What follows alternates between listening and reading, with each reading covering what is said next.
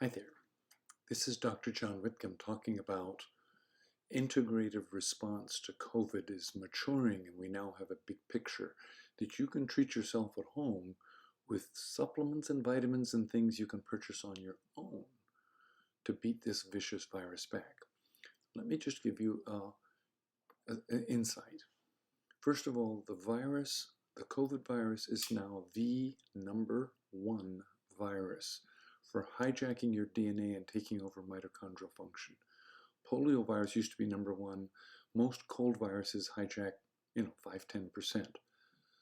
COVID-19, 50% of your energy is hijacked. No wonder you feel absolutely exhausted. No wonder your cells can't function. Well, what's a danger is also an opportunity, and this is where we start putting things together. What takes care of your DNA are your sirtuin proteins, and you want to support your sirtuins. The only energy sirtuin proteins can run off of is NAD.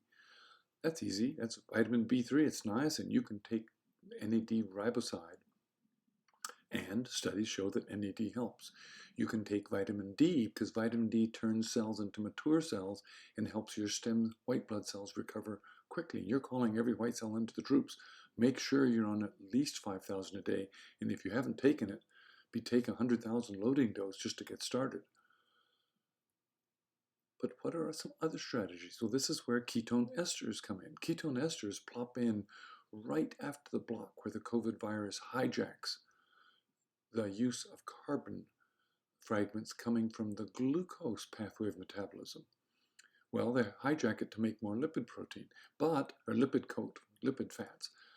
But you can get around it by taking KE4 ketone esters, which are designed for marathon runners to get instant energy.